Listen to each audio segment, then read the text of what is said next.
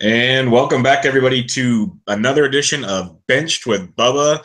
This is episode 43, and I am joined once again by a reoccurring guest of the show. You can find him on Twitter at positive_Vig. He's a good buddy of mine and a gigantic help on thesportsdjs.com, covering all kinds of UFC action, NCAA, football, NBA, NFL, you name it. Doc knows it.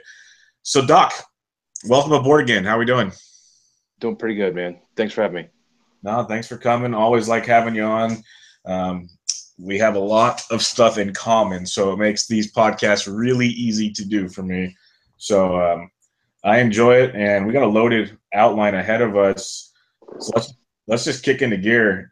Crazy MMA weekend we just had. Bellator pay-per-view, which I couldn't bring myself to pay, and I know you found your little hidden link of happiness. And I laughed at a guy on Twitter, Esso's post about I've hit an all-time low. I paid for Bellator pay-per-view. Oh man, God bless him.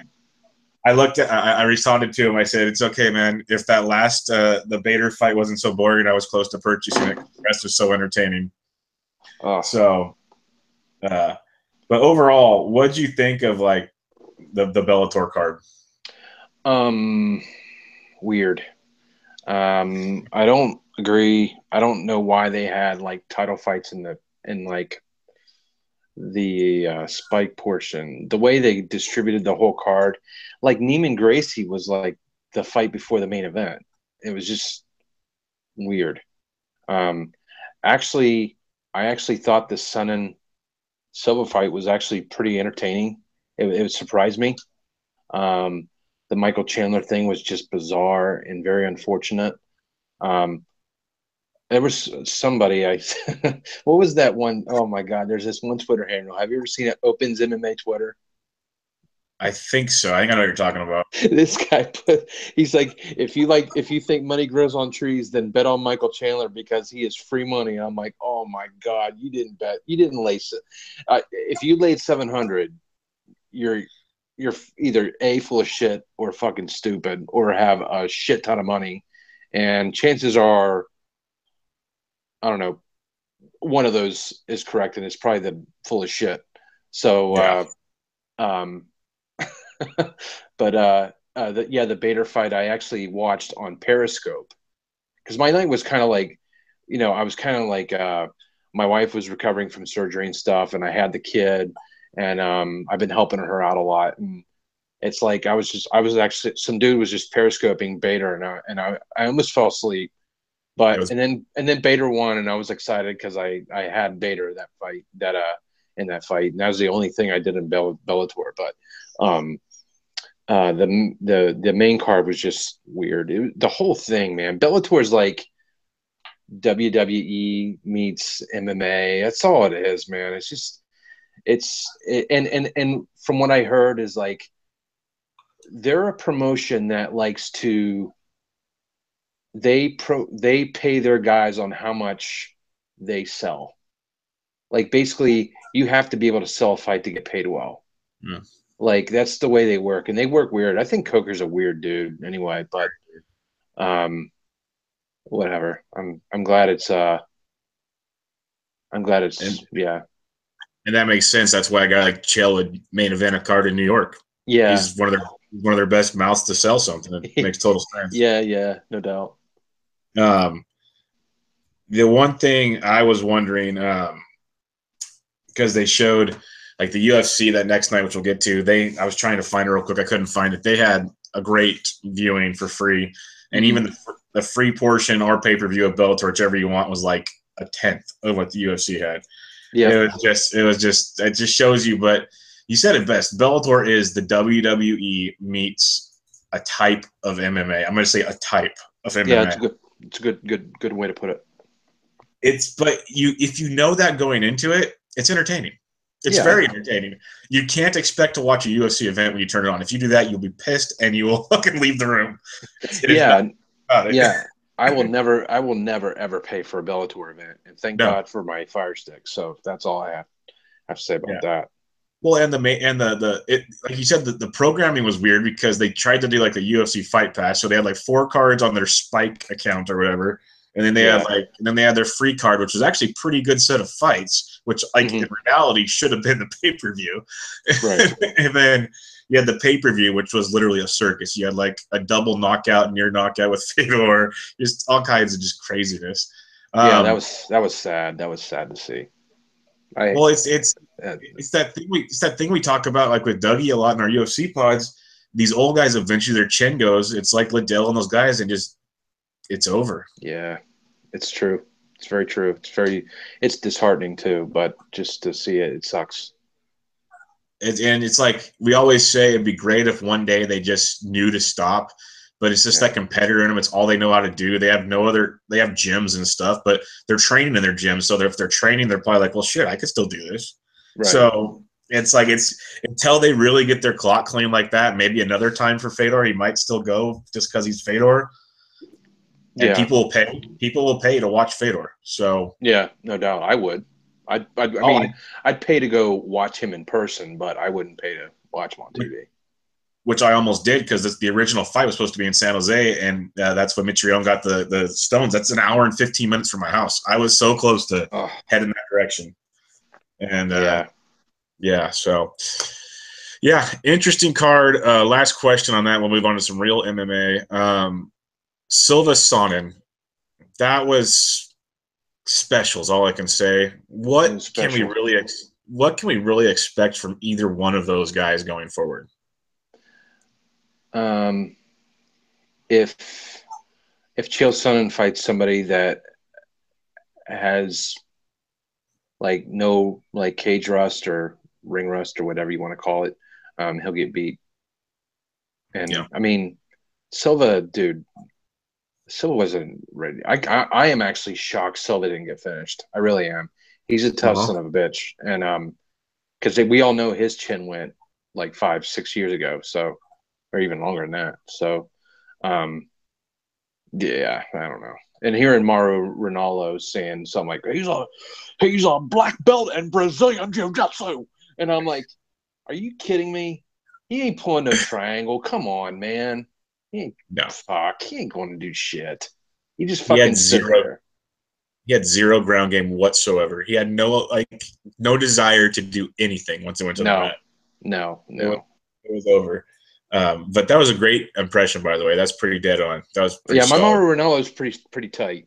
That was almost locked in. That was almost the highlight of the Bellator card. You got Goldberg back. You had Ryo there. It was a thing you'd never see. Like a lot of the tweets you saw. If you looked at this fight, you never would have saw this match. I know, fucking crazy, man, crazy. All right. And before we go to UFC, we don't have to comment on this. I just want to let listeners know we're not telling you not to watch Bellator and enjoy Bellator. They actually have a lot of good fighters. That was my point. Is their free cards actually good fighters? They just turn it into a circus. That's all it is. So you just got to be ready for it. There are a couple fighters. That are really good. Michael Chandler's very good. He could compete in the UFC. I think this kid Neiman Gracie's going to be pretty good, but I don't know about his stand-up. I don't know if it's good enough to compete in the UFC, but his jiu-jitsu is outstanding.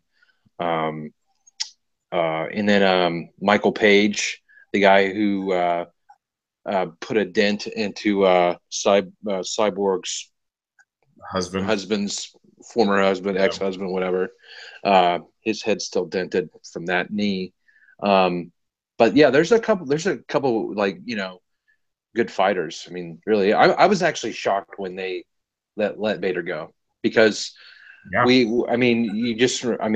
just reminds me of that time when he fought Rumble, and I was like, he just shot too early. That was it. And that was it for Ryan Bader, because before that he was looking really, really good. So I don't know.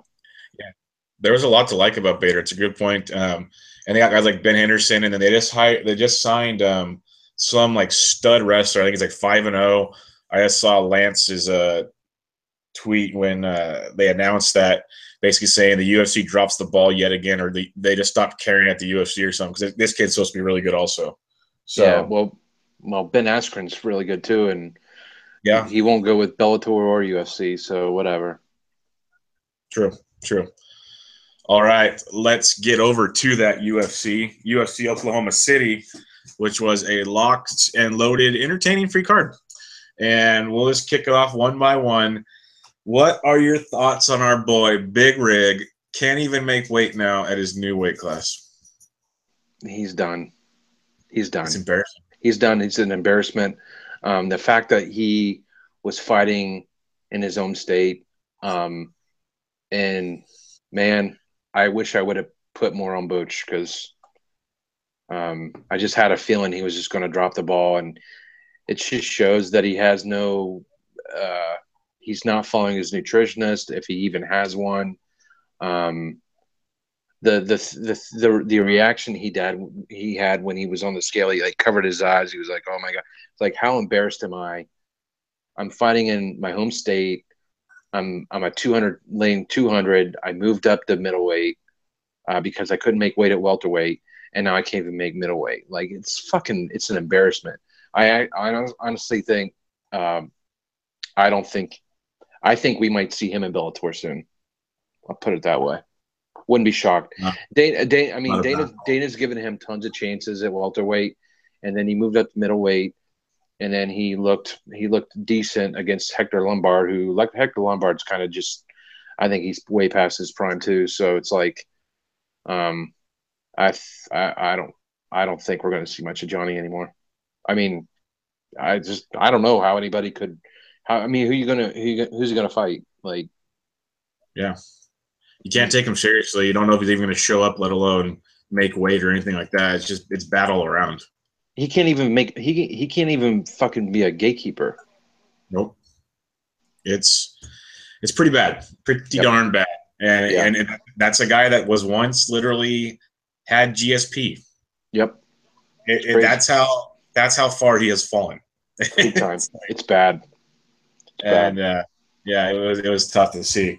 And we're gonna go through this, and like I have no method to my madness, just things that popped into my head when I put this together. But for one, a fight I did not see happening. I don't know if you did, but we never talked about it, so I don't think you did. How surprising was Clay the Carpenter Guida? What in the hell? Where'd that come from? I don't know, but when I saw the weigh-ins, the video of the weigh-ins, he looked in fucking phenomenal shape. And hey, give it up to him, man. I mean, maybe he thinks he's got one more run in him, but man, he made Coke look fucking stupid. Yeah, Coke was that thing you like to text me about. He was that parlay killer. Yes, he was. Those are your parlay killers, but Coke was on everybody's tip of everybody's tongue. Yeah, no doubt. And you can't blame him. Like literally, I remember seeing Guida in person when Bermudez beat the snot out of him in in San Jose, and his last like 3 or 4 fights have just been just bad. Yeah. So that was impressive, very impressive. Speaking of Kush, apparently she can't control her tush. So what was more impressive, her shitting her pants and submitting, or Herrig actually gave it to her? Kush, I rewatched the main card tonight, and it was impressive. Kish, I guess. I call her Kush. Kish. Yeah. She fought hard. I'll give her credit because Herring just was sticking it to her the whole time. But what do you think? Because everyone was saying Kish is the new up-and-comer and was going to take stage on this one. I really thought Kish was going to give Herrig problems, but I don't know. People keep doubting Herrig, and she keeps coming through. And I honestly thought against the fight against Grasso that I think Grasso was just like a little bit too much too soon, and she played right into Herrig's hands. And then this time around, like I will give Kish like so much props, like her fucking scrambling and the way she escaped that choke. That rear naked choke and stuff, man. She's a fucking. If she can just round out her game, she just looks stiff. Her movement, it's almost like she'll walk in, take a couple shots, she'll risk that to just try to nail you. But, and I thought that's the way she fights, and I knew that was the way she fought. I mean, she's in your grill. She likes to fight. She likes to mix it up in the pocket. But Herrig had an answer for it, and Herrig took a couple good shots too. So I mean, they're not going to be joining us. So really, who gives a fuck? Yeah, pretty much. Yeah. Talking about a guy that isn't going to beat many people, and for some reason is still in the UFC after I don't know why. Talking about Prodigy, BJ Penn, losing to Dennis Seaver. Penn had his moment there in the second round. He did, man. It was real close. The old Penn finishes that, by the way. Yes. But other than that little burst there, he really didn't show me anything. You can't put him in front of anybody that's not like a Dennis Seaver type who's old and washed up. So it's almost like he needs to go to Bellator, or I don't know. He needs to retire, so he needs to redo, but that's not going to happen. So what do you think realistically is going to happen with BJ? I don't know. Maybe Daniel will pull him aside and be like, "Hey, it's just time," or maybe they'll give him a job in the UFC. I don't know. I hope he doesn't go to Bellator, because then he's gonna just embarrass himself even more. Like, why even go to that level? Just retire. Just I mean, I don't know. Maybe he's got money problems. I don't know. But that's the only thing I can think of, because there's no other reason for him to fight. He's fought for so long. You would think he'd be okay, and he's got like gyms in Hawaii, so it's almost like there's something else we don't know about, which is very possible, but it's very odd. He's one good example, Bubba. He's one good example of how like the next wave of fighters like came in is when Edgar fucking like dominated him and then dominated him again the second fight. That was like a good example of like new era of MMA coming in, and like the Frankie Edgar types that were just didn't have like the most solid jiu-jitsu game, but they had a solid wrestling base, good striking, stuff like that. So that was like a classic case of where like it was the new wave we talked about. Now it wasn't a guy with just kind of one technique. It was mixed martial arts. They had multiple facets of their game. Like you mentioned with BJ, he wants to go, do his jiu-jitsu and stuff, and he doesn't really want to stand and bang. He doesn't want to wrestle. Well, Frankie will do almost all of that with you. Like, he doesn't care. Like, we prefer not to go to the ground with him, but unless it involves wrestling, he'll do that, and he'll stand and box with you all day long. Yeah. So, yeah, it takes a lot of these old timers by surprise. It's a different animal. Yep. And hopefully he, finds a different route. Let's hope. But last thing, that Chiesa Lee main event, that was too soon. Mm-hmm. But that's I'm so happy that you tweeted out that thing that Dana said, because it's so true. Yamagaki, whatever the hell his name is, has screwed it up so many times. Yeah. It's unbelievable. That's just not fair to Chiesa. And then I see he's got a medical suspension. So he can't even fight for a couple months. He can't even do an immediate rematch. That's just a joke. It's complete horseshit. That was really, really, really disappointing. I mean, I can see from both sides, like, he was about to go. I don't know, but that's bullshit, man. Bullshit. Just complete bullshit. Well, it's like a lot of people don't even realize, okay, it's not just that he lost. Lee gets the win bonus that Chiesa was fighting for. Like, these guys are losing all kinds of money on stupid ass shit like that. Yeah. Yeah. It's a bad deal. Lee doesn't want any of Khabib, by the way, Khabib or Tony Ferguson, by the way. He didn't want any of that. He ain't ready for that. Talking the talk because he wants to get paid. Yeah. But he's he can be murdered. Yeah. We'll see how he fares there. And I don't want either one of those guys fight until they fight each other. Because I want to make sure I want it for the belt. Like, those two need to fight each other for the belt. Please. No risking anything. No risking those two, please. Mm-hmm. Okay. Anything else from OKC? I want to move on to 213. 213. Yes, 213. We will do our full pay-per-view podcast as normal next week. It'll be coming out Thursday evening, Friday, just so we can get special stuff taken care of. But 213, it's a good one. Oh. It's not as good as 214, But we'll get to that in a minute, the announcement that took place tonight. Let's get 213 out of the way first. It's still really good. I just saw a report. I know we were joking about Cowboy Cerrone getting replaced. He's still on. It's still on 213. It's happening. Okay. That was also announced at the same time as the 214 thing. He's going to fight. He's fine. He's fighting Lawler. So you still have Lawler, Cerrone. You still have Romero Whitaker for the belt. You still have Nunes, Shevchenko for the belt. You got Verdum, Overeem, and Pettis Miller on the main card. That is outstanding. Yes. and then the I'll just read it all off real quick. You got Brown Olenek. It's a heavyweight on the FS1 prelims. You got Laprise Camosi, the good Camosi, hopefully, not the bad one we saw a couple fights ago. Omolanchik, I butcher that, against Blades. Curtis Blades was entertaining his last time out. Yes, he was.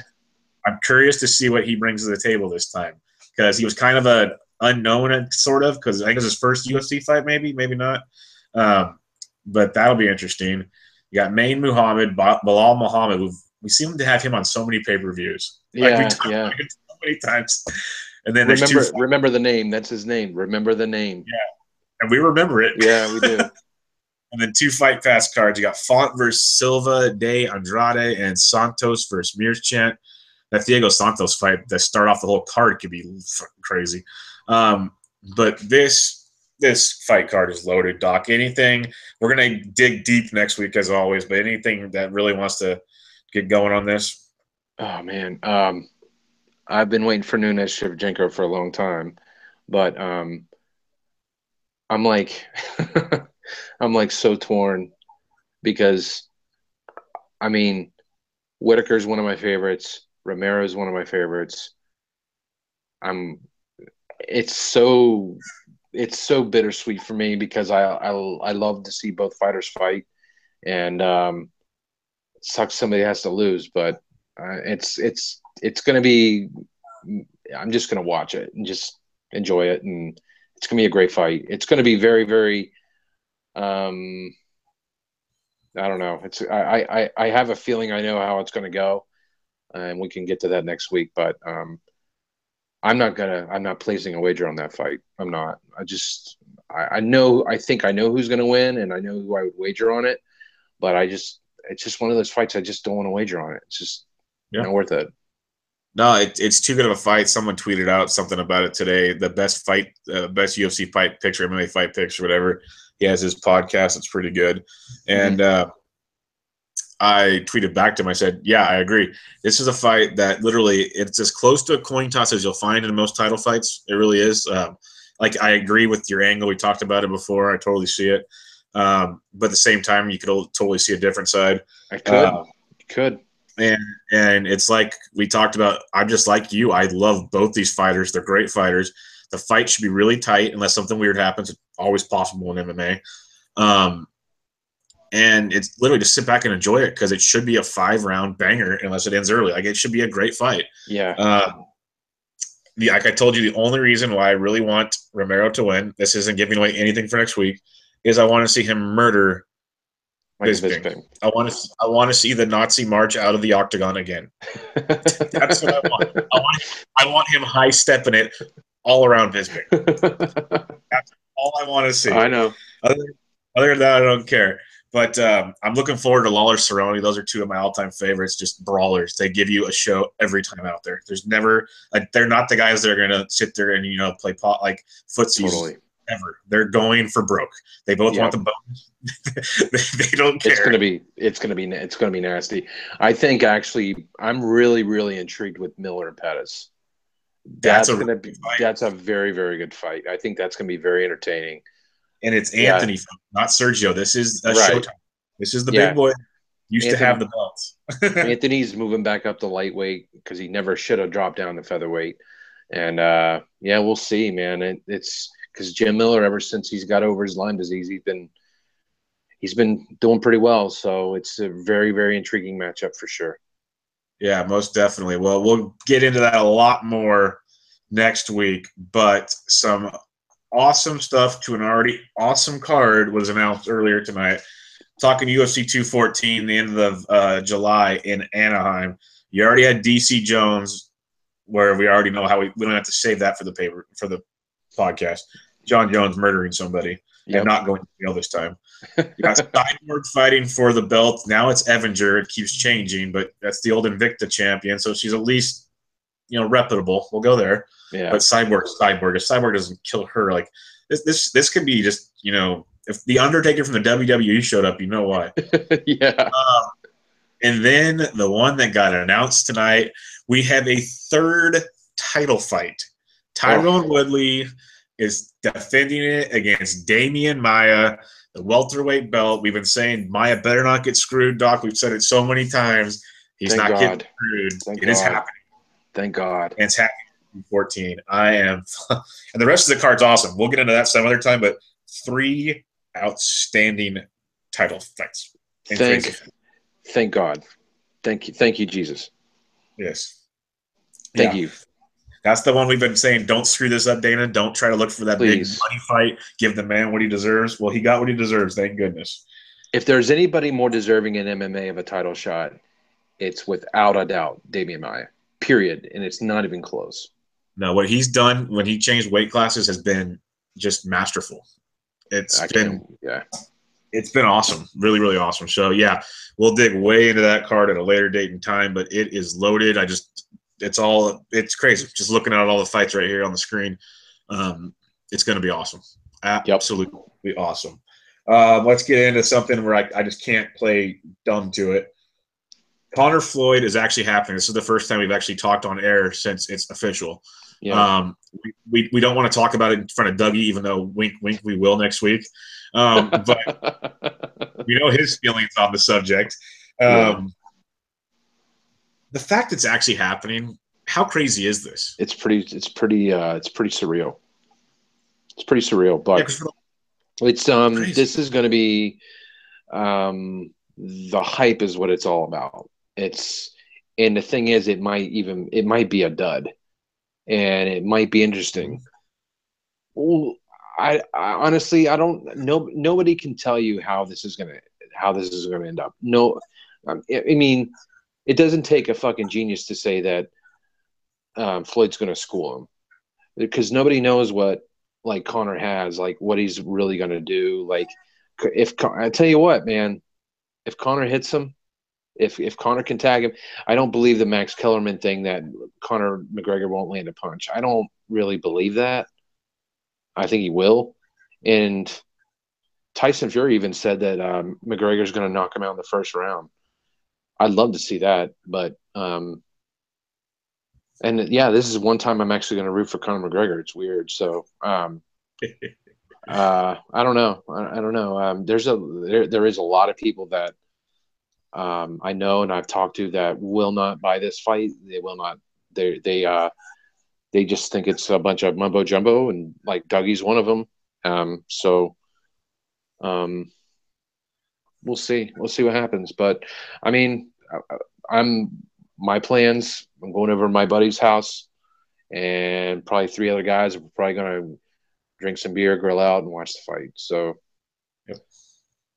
It's crazy. It's going to be expensive. I agree. This has the potential for 12 rounds of dancing in a circle, because that's what Floyd likes to do. Mm-hmm. But I was telling someone the other day, is Conor has nothing to lose. Nothing.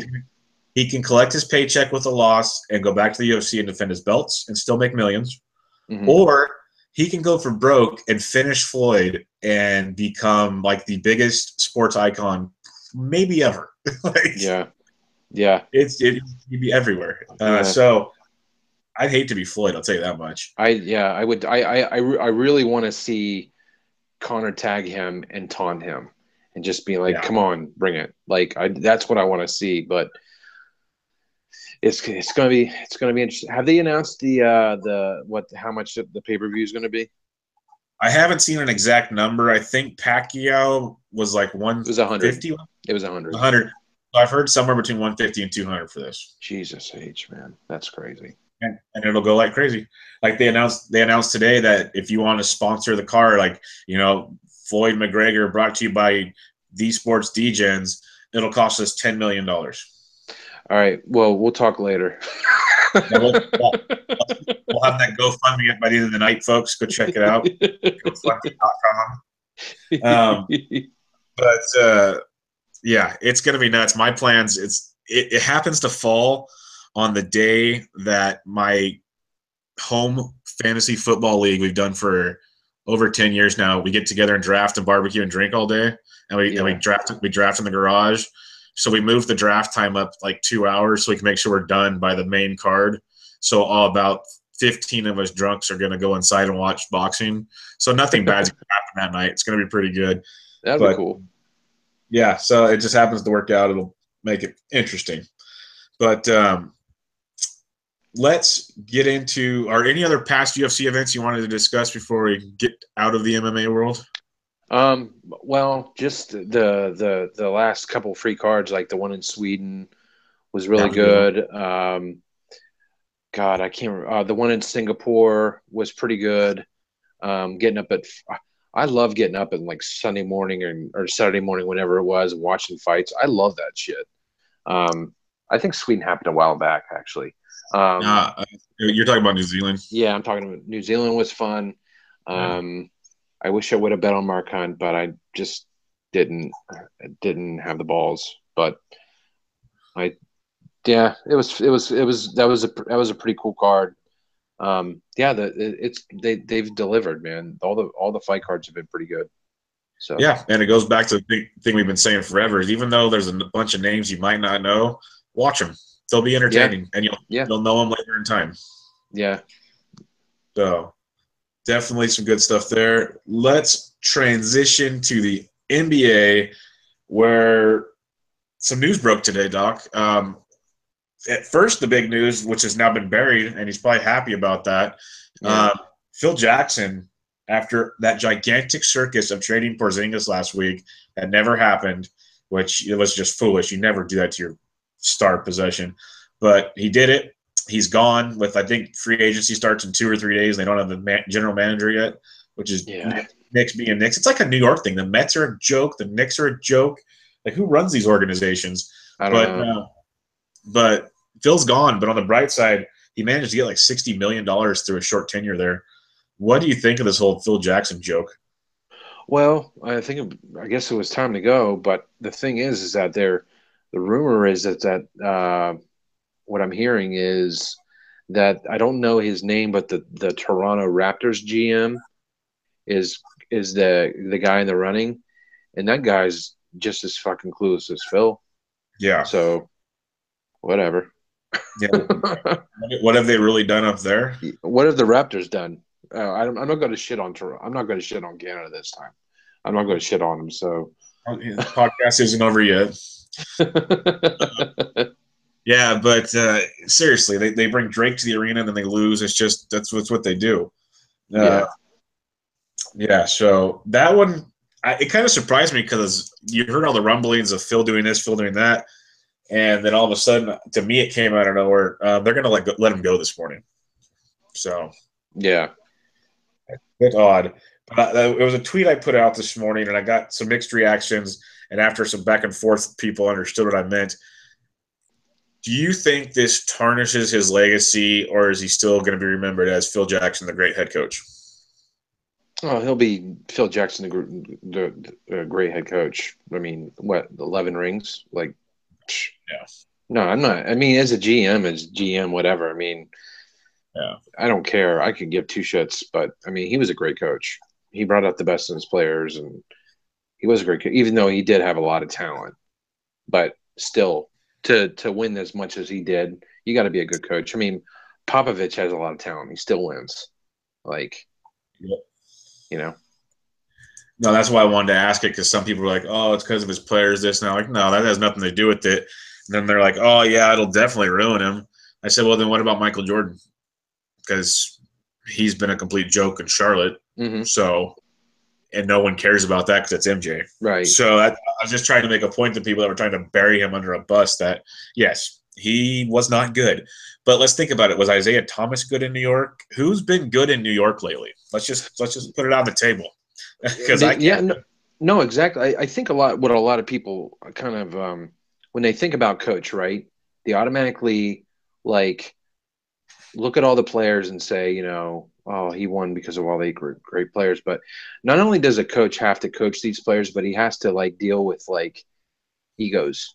Yep. And, he has to massage players a certain way. Like think of Bill Parcells and the way he treated players, and like players that by the end, the end of the year, like players wanted to run through a brick wall for him. Yeah. I mean, coaches it's not just about coaching, but it's about dealing with personalities also. And Phil was good at that. So could you imagine MJ, Pippen, Rodman, that whole group? Like, goodness gracious. Yeah. Or even Shaq and Kobe alone. Yeah. Yeah. I mean, it's pretty crazy. Yeah. Pretty crazy. We'll continue talking crazy here. Chris Paul to the Rockets for everybody, it seems like. But the biggest piece is they got the white wingman they needed to take on the Warriors and Sam Decker. But they also got Pat Beverly and a couple other guys, and they made a trade to the Trailblazers for cash considerations, and they've just been all over Philadelphia, I think, as well. Yeah. First off, this Chris Paul trade, what do you make of all this? I don't know how he's going to fit. I don't know how he's going to fit there in D'Antoni's system. I don't know. I hope it works well for him, but I mean, I don't know, man. It's weird, but you know what I heard? I heard a lot of things about the Clippers is that nobody wants to play for Ballmer. He's a wing. He's a wing nut. Yeah. And which says a lot because before him was a racist Nazi. Right. So it's crazy. it's like totally like opposite personalities. You got, I'll play for Donald Sterling, but I don't want to play for this guy Ballmer who treats his players like gold. And maybe he does, man. I don't know. I don't live there, so. But it's kind of weird. Yeah, it's odd, and it just made me start, thinking about other scenarios. I guess they said like the cash consideration trades they made is this way they can go and get another big name, but they won't be in trouble because of money because they did X, Y, and Z. Basically, they can like cut these guys or just throw them in a trade somewhere is what it comes down to. So that's just it's just people are like, what are they doing? They're just being strategic, so they're not breaking rules, basically. Mm-hmm. But what it brings up the question to me, which is already a question to many before this trade, now what happens to Blake Griffin?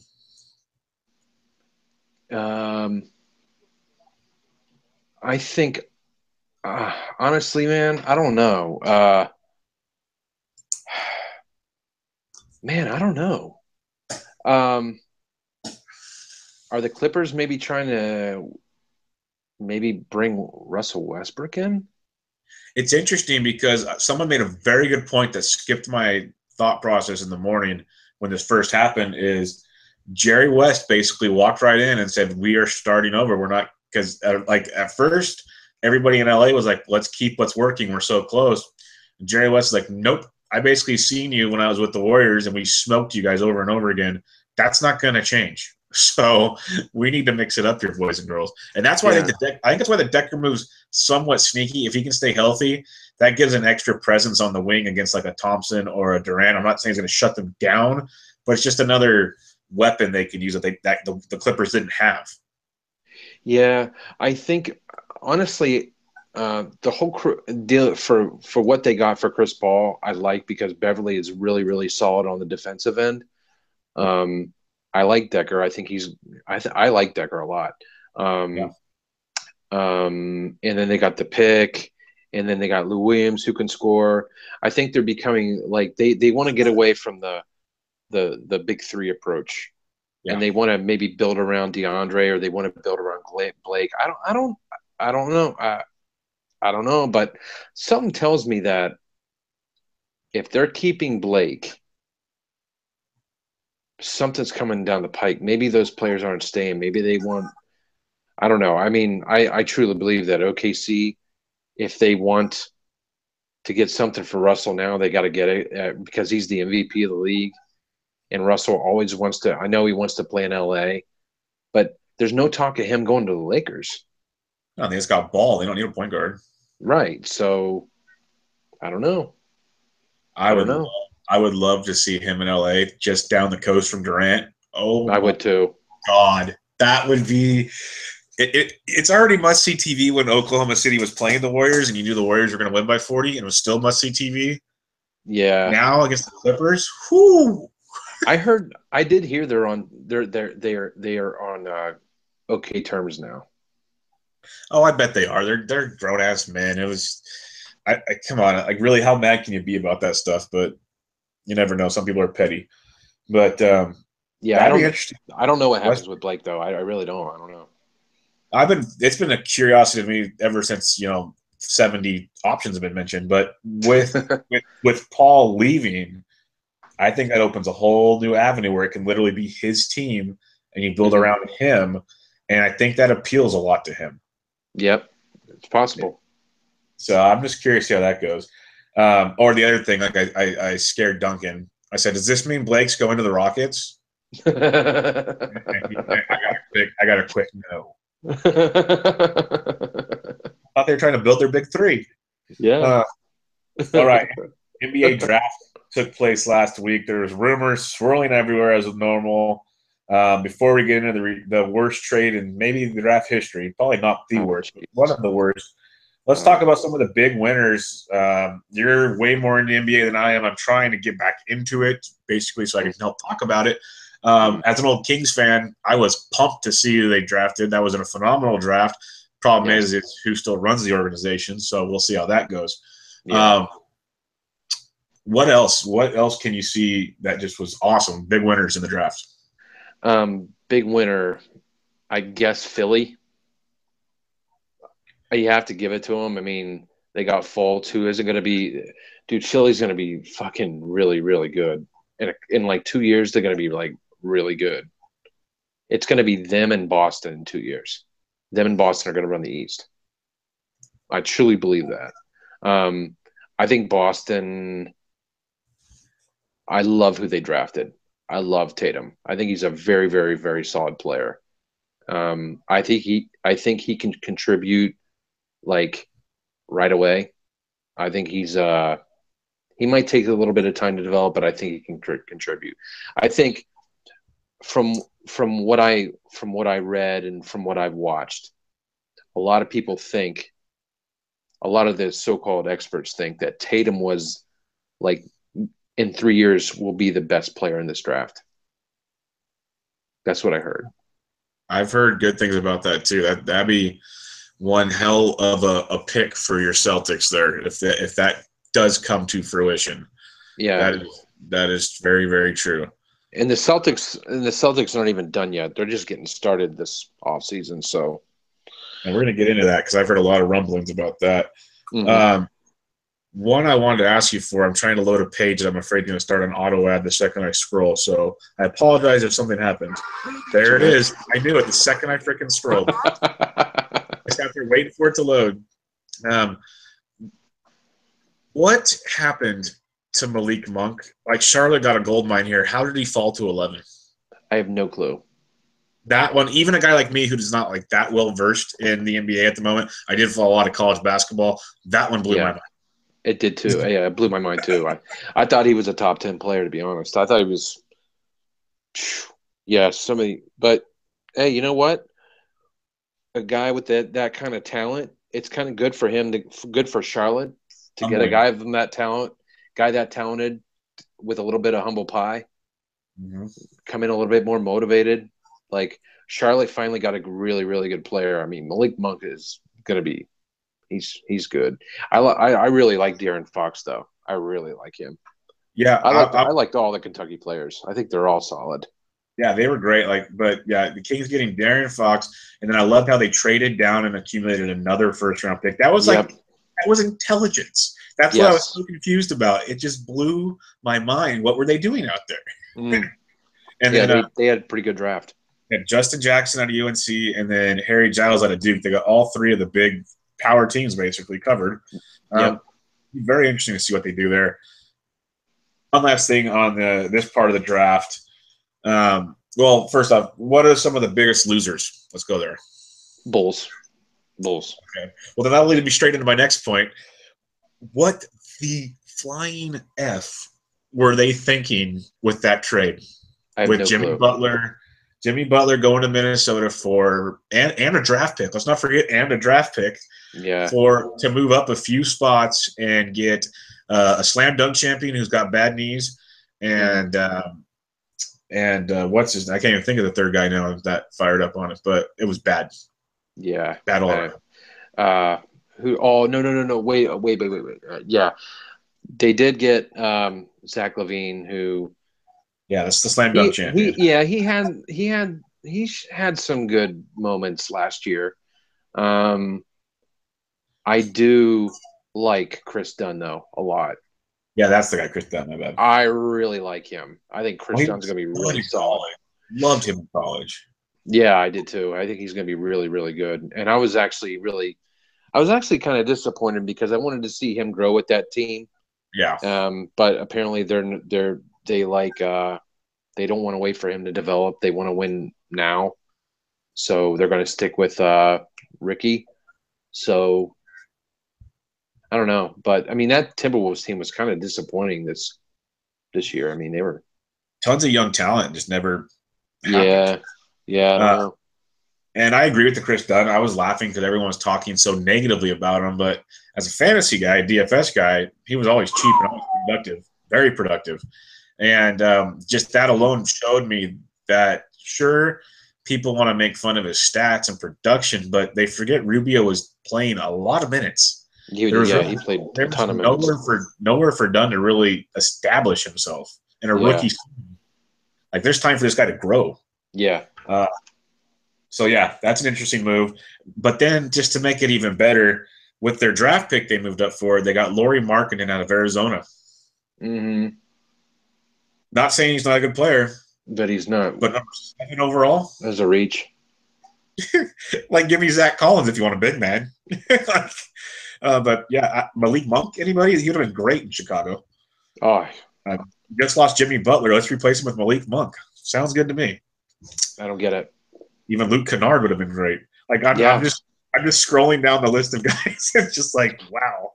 Yeah, I don't get it. Yeah, so that was rough. One more thing, I have to bring it up. I can't completely ignore these clowns. Lonzo Ball goes 2. I know he's super talented. I can't stand the way he shoots from his hip like that. I feel like he's just want it all day long, but it's worked for him his whole career.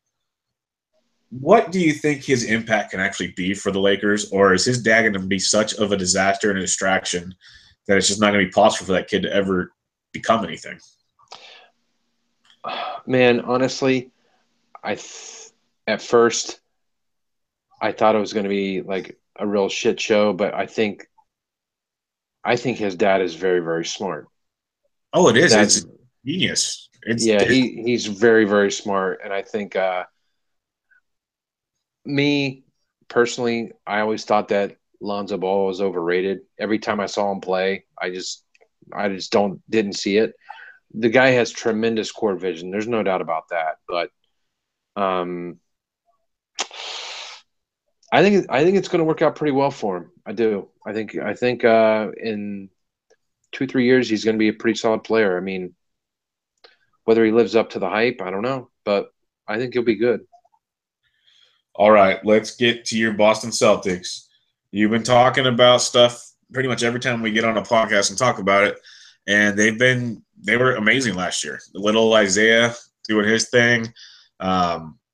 You liked your draft pick and Tatum. Mm-hmm. What's the game plan? Is Paul George coming to town? What are we doing? Because you said they're not done yet, and they're rumored all over the place. They will get Gordon Hayward. Gordon Hayward is going to be a Celtic this weekend. There's no doubt about that. Who else should be a Celtic other than Gordon Hayward, for crying out loud? If you look at that man, he's pale like a leprechaun. It's perfect. But the thing is, man, he's getting like he's outgrowing Utah. You know what I mean? He's outgrowing Utah, and he is going to thrive in Boston. He's going to do really well here. And then the whole Paul George thing, I don't get. I don't see that. I wouldn't see him fitting there. No, I mean, he's not going to sign here. It'd have to be a sign and trade, and I don't think because No, I don't think it's gonna. No, I don't think it's gonna happen. I don't think. I think Paul George is going to LA. I That think seems he's like going the to Lakers. most logical move right there. Yeah, he's not going to Cleveland. He's not coming to Boston unless Boston like really kind of wows him. But I think they're definitely getting Gordon Hayward, and we'll see what happens from there. But Any other big names you think will be on the move this offseason, or is it kind of way up in the air still? uh, no, as far as like trades, Trades or signings, because we know the Rockets are going to go get somebody else. I have no idea who. yeah, yeah. Um, man, I thought about it, and the Cavaliers are going to do something. It's just a matter of who they're going to get. Mhm. Now they were talking about the three-way deal with. I could see Paul George going there. Maybe I could see him going there just for a ring, and then go to LA. But I don't know, man. I don't know. I think it's going to get. I'm just getting ready for some Woj bombs. This Woj bombs, whatever you call them, this weekend. It just sucks. He's on ESPN now. I know it blows. What a sellout. But that leads me to my final NBA question. You hit on it there. The Cavs are the best team in the East. We've seen that. LeBron's gone to the finals, 5 straight years now? More than that, maybe 8 straight. I don't remember. It's some crazy number. Yeah, it's nuts. But they got lucky is the wrong word, but when they came back from 3-1, they were very fortunate. They were fortunate that Draymond got suspended. They were fortunate on a few things. Mm-hmm. Not saying they didn't deserve the title, they're just fortunate. And it showed this year. With the addition of Durant, the Warriors are that much better. They figured out how to play together. Mm-hmm. What are the Cavs going to do? Because they can't be this team and expect to do it. And you said you were thinking about it. Are there any just names you can throw out there of possibilities besides Paul George? Melo? Do you think that's really a good move, though? No. Yeah, that's how I feel. Because I saw Melo's name mentioned earlier too, and I was like, "Oh no!" I think Kevin Love is gone. Yeah, that didn't work. Kevin Love. No, he He needs to go to the Clippers. yeah. Because I know he wants to go to the Lakers. That's family stuff, but he would be beautiful on the Clippers. Maybe Kevin Love for Blake Griffin straight up. Have a good Kevin Love for DeAndre Jordan. They have a center that can run the court. Ooh, yeah. Well, I do have a feeling LeBron is not happy with the way things ended, and I think it's going to be Cleveland's time to reload, and it's going to be like them two teams in the finals again, probably. Yeah, until something strange happens, you almost have to go with those guys every year that they're building the same team. Yep. It's just too good. Yep. All right, let's get a little football talk in here before we wrap it up. This past week, Derek Carr got paid. How he's really, really good. Mm-hmm. Do you think he deserved to be the most expensive player in the NFL? Given I know salary caps change and this will change, but do you think he deserves that at this moment? Uh, honestly, no. Yeah, it seems soon, like too soon. But good for him. He got paid, and not only that, he got hurt last year and stuff, and he's still getting paid. Like, I think it's a good way to like show the other players that they're committed. Their commitment to excellence. The Raiders. Um, I just, man, it's weird. I I've always been like, and if anybody has listened to my podcasts and stuff, like secretly ever since I was a kid, like I've always liked the Raiders, and I've always said even when they were like horrible, and they were starting to get better and they were starting to build more, and Reggie McKenzie was just fucking like really doing a lot of good stuff.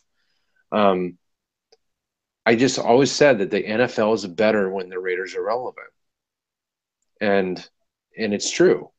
And I really would love to see the Raiders win a Super Bowl before they move to Vegas. And if that means beating the Patriots in the AFC Championship, so be it. Do I want that to happen? No. But if it would happen, I would be okay with it. But He's already got the Patriots in the AFC title game. I got the Patriots in the Super Bowl. We just got the Jets' best linebacker. And yeah, that's what I'm talking about. We by the way, I know a lot of people we all run that account. And I know a lot of people were like, if they saw that tweet, in case you missed it, the Patriots signed David Harris to a 2-year deal. I bet you half the people that follow us were like, fucking Dawk, fuck off. They know it wasn't for me. I just wanted to be like, hey, everybody. Look at this new toy. Yeah. Your guys' off season. We talked about it last time, and it's unbelievable the guys you picked up this year. It's literally guys I think are saying, you know what? I'll take a pay cut. Let's go win some rings. Yep. One for the other hand. My God. Yeah. It's just like, literally, if you guys don't make it to at least the title game, that's a disappointing year this year. Yeah, it is. Yeah. That's how good you guys are right now. It's literally that bad. I'll go into fucking hiding. You'll never hear the end of it. You and a bunch of your buddies. I mean, Jordan, all those guys. Oh, it'll be on like Donkey Kong. Trust me, I will be fine. I can't wait for football, man. I can't wait. It's so close. Real quick, I agree with your Raiders thing. I love watching them. I love rooting for them. It sucks they're going to Vegas, but if any team's supposed to go to Vegas, it's the Raiders. It's them, yeah. Because the thing you're already seeing it with the NHL team that's there. They're basically putting a team there for people on vacation to go watch. So you're really never going to have a home field advantage. Right. With the Raiders, you will have a home field advantage. There's no doubt about that. And they'll always fill the stadium. They won't have a problem in Oakland because the opposing team will say, let's take a vacation to Vegas for the weekend, folks. Right. Yeah. Like, this is perfect. So, yeah, I love it. He got 5 years, 125, $25 million a year. Like you said, football is just around the corner. Anything else, any other storylines in the NFL that we're missing out on that are coming up? Because camps are just around the corner. Yeah, man. Real quick, since Vegas was just mentioned, did you see the new Vegas NHL, the Golden Knights uniforms? I saw one of them, yeah. They're not the best. Fucking awful. Yeah. It's something out of medieval times. Yeah, I think I can't wait to see Paul Lucas. You know, the guy who does UniWatch? Yep. I can't wait to read what he has to say about it, but I'm sure he's going to rape them to death. But anyway, back to football. I'm intrigued of how the AFC South is going to go. If Deshaun Watson's going to start, if the Jaguars are going to take a step forward, which they need to, and I think they will. The Tennessee Titans had a lot of good pieces, and then the Colts are the Colts. But and then the NFC South, it's going to be really intriguing with the Bucs, the Falcons. Are they going to have a Super Bowl hangover? I think the Panthers will bounce back this year big. It's going to be. Those are my two divisions I'm looking at, and I'm like, wow. Like you could seriously pick 3 teams out of each division and be like, they can win it. It's going to be pretty cool. Yeah, it's going to be loaded, and we're definitely going to record a few more times before then to talk about stuff. But I'm getting pumped. It's not because my Giants are that bad. It's partially because they're that bad. But like I said on the latest Around the Bases with Mo I was doing, I said if it wasn't for DFS, I probably would barely watch baseball right now besides just MLB Network because that's what I enjoy. But it's been one of the hardest seasons in a long time. So it's been weird. I'm looking forward to football indeed. Speaking of NFL, something I enjoy more than the NFL is college football. And opening weekend's usually the first weekend in September. and the opening week is loaded with some nice Thursday night games. What do you have in store? Do you have anything in mind for what's coming up in the college football season? Like any storylines you're looking at? One really intrigues me, and I was actually looking at it. Man, the Florida Gators really, really intrigued me because Malik Zaire. Yeah, that's a big move. It's huge because their defense was so good last year, and the thing was their offense couldn't stay on the field.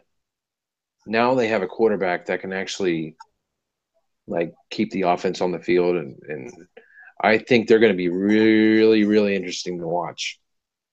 No, that's a very good point because they were literally literally they need to score at least 10 points and they'd win almost every game. They couldn't do that most of the time. Yeah. It was that bad. That's a very good point because Zaire was rumored early on to be going. He had at first Florida wasn't even in the mentions. It was LSU and Wisconsin were his two choices. And I'm sitting there in Wisconsin going, last time this happened was Russell Wilson. That worked out pretty well. Yes, it did.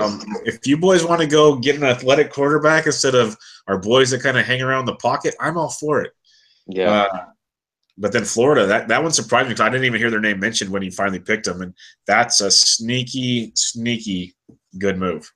Their odds to win the national championship it's ridiculous, and then their odds to win the the SEC is like plus 800.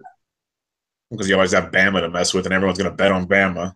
Well, the thing is that they can win their division because they're going to play if they win their division, they're probably going to play Bama in the SEC championship. Yep, but that's the point. I can truly see them, and then you could probably hedge. You can hedge the shit out of that. Yeah. So, and as much as Bama's a juggernaut year, they're like the goddamn Patriots. They're going to have a bad year eventually, right? So, and the thing that always gets Bama is a mobile quarterback. Always. So, think about at least hedging because a lot of people don't pay attention to that in a lot of those conferences with the title games, especially in the SEC. I think that Florida's in the East. They are. Yeah. That East usually is rather weak. Weaker, yes. Much. So if Zaire is the answer, which he definitely could be, that's not a bad play at all. And we'll get into that at another time. That's interesting. Yeah. Yeah. I think USC is going to be really intriguing to watch. Sam Darnold. He's the beast. See how Penn State does this year. The Big Ten is going to be really, really competitive with them. Wisconsin's going to be in the mix. Ohio State's, of course, they're going to be in the mix. Michigan's going to be in the mix. And then you got, one team. I can't count my Mountaineers out in the Big 12. No. You guys got some big transfers, man. We do. We got Will Grier. He's eligible. He's going to play. I'm really, really pumped about that. Going to be interesting to see how Oklahoma does without Bob Stoops. That was very, very. That's a big blow. Out of nowhere. That's a big blow to that. I think he just had enough. I think he had enough. That's what it sounds like. If people listen to Part of My Take, his interview with them, he was basically it's how he was beat down and worn out, and he's needed a break from everything. And it could be the Urban Meyer syndrome. He might be somewhere in 2 years for all we know. But I thought it was interesting because they've had so many issues in the past, teetering the line with the law and everything. You're waiting, what's really coming out? Did someone finally lay the hammer down? Because I really find it interesting, a guy like Baker Mayfield decides to come back for a senior year. Do you think he comes back if Bob's not tells him ahead of time I'm not coming? Oh, God, I don't know, man. I don't know. He ain't got Westbrook anymore, so who knows? That's what I'm saying. It's like his best weapon's gone, his coach is gone, and given everyone was there beforehand, so he knows everybody, but it's different. It's still different. It's just it intrigued me. There's a lot of little pieces of this that hopefully it's as simple as he had enough. I hope that's all it is. Yeah. But there's some intricacies that could be interesting. It's pretty crazy, yeah. But yeah, college football is going to be great. There's 150 teams, so we didn't even crack the iceberg. The Pac-12 with Taggart out there in Oregon, and you got the Washington State. They're going to be talented as well. Washington for sure. Washington State, they always surprise, and Leach is supposed to have a good team this year. So, yep. And it's going to be interesting. Luke Falk decided to stay, and I thought it was a good move on his part. Huge move. And I have to bring up Wisconsin because you brought them up. It was your fault. But I was thoroughly shocked. I thought with all the losses on defense that they were going to be in trouble this year and to be a preseason, I think, top 15. That gave me hope and excitement. So I'm looking forward to that. Yep. One last piece I want to mention. I saved it to the very end for you, Doc. Didn't want to bring it up earlier. He has a smoke show of a wife, but what is Bill Belichick doing on the cover of N magazine? That's ruining the image. That's ruining the image. I don't know. That's like Darth Vader getting a new white suit and going to something. He got paid really well for it. Let's just put it that way. I think he just wanted to have his Super Bowl ring on his hand with the smoke show wrapped around and going, look what I have, boys. Yeah. She's that's his I don't think they're married. I'm not sure. No, that's his girlfriend. Linda Holiday is her name.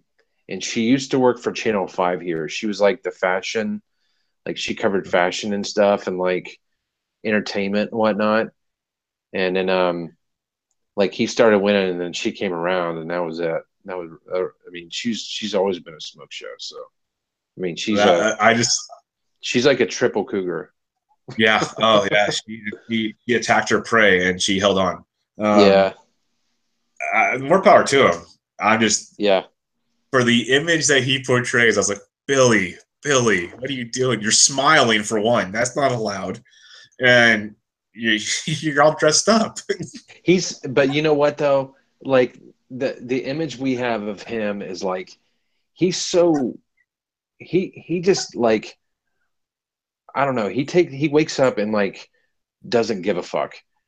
He goes to Celtics games and he'll wear like jeans and sandals or like he wears like the weirdest outfits. He's weird.